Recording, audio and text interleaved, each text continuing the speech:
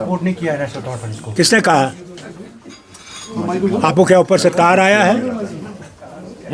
कांग्रेस हमारे साथ है और हमें सपोर्ट कर रही है। और बोलिए। सर योगी आदित्यनाथ ने बोला है कि जो हलाल सर्टिफिकेट होगी खाने की उसको अवॉइड ही कर दिया जाए। किसको?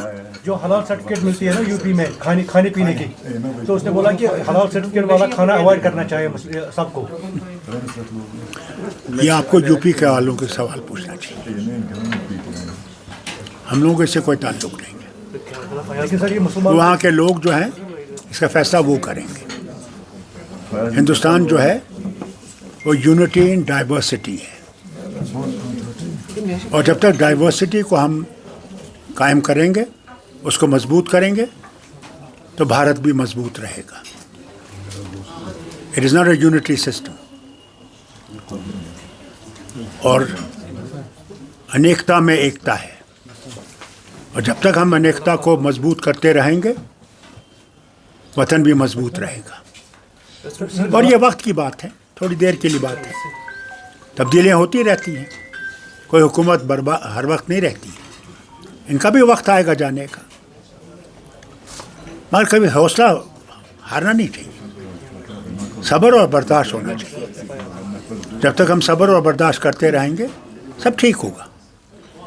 ऊपर वाला सबके लिए है, वो किसी भी मज़हब से हो।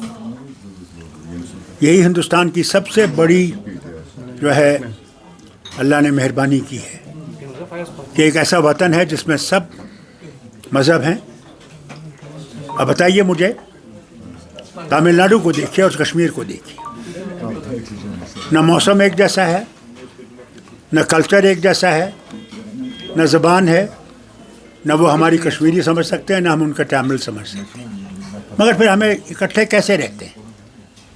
क्योंकि हम समझ सकते हैं कि जब तक हम इकट्ठे रहेंगे, हम दोनों तरक्की करेंगे। यही तो भारत का है, यही तो गांधी का भारत है। यहाँ सब बराबर हैं, कोई फ़र्क नहीं है। वोट हर एक के पास एक है, किसी के पास 2 वोट नहीं है।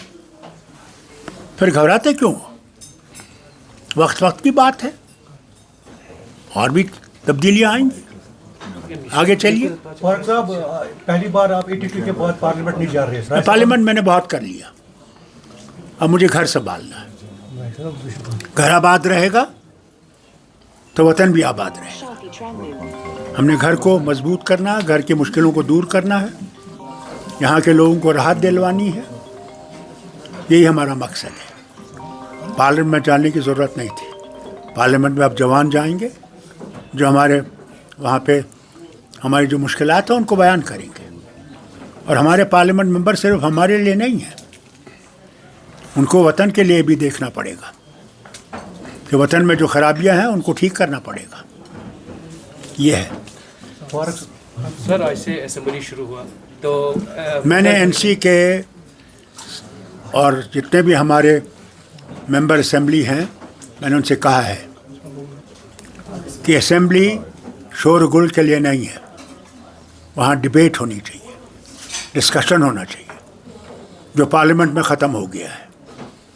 पार्लियामेंट भी इसीलिए थी कि वहाँ बहस कर सकती हो, वहाँ जवाब दे सकती हो, जवाब मांग सकती हो। कुछ सालों से वो पार्लियामेंट का हाल ज़रा खस्ता है। अल्लाह करे कि वो दिन आए जब फिर से उस पार्लियामेंट में, ऐसे ब्रिटिश पार्लियामेंट में होता है, वहाँ डिस्कशन होता है, डिबेट होती है, प्राइम मिनिस्टर और दूसरे मिनिस्टर्स जवाब देते हैं। यहाँ भी एक दिन विषय वापस आएगा जब हुकूमत को जवाब देना पड़ेगा, जैसे असेंबली में देना पड़ेगा। सिटिंग एमएलए, देखिए, एक बात मैं आपसे क्लियर करना चाहता हूँ। उन्होंने जो अल्फाज इस्तेमाल किए थे डीसी के ख़िलाफ़, वो अनपार्लियामेंट्री थे, वो सही नहीं थे। मगर उस पर PSA लगाना भी गलत था। ये चीज़ें हल हो सकती थी बातचीत से। हर एक चीज़ बातचीत से हल हो सकती है, झगड़े और लड़ाइयों से कोई चीज़ हल नहीं होती है। अब देख लीजिए यूक्रेन का हाल देखिए क्या है। वहाँ अमेरिका लड़ रहा है रशिया के ख़िलाफ़, मारे जा रहे हैं यूक्रेनियंस।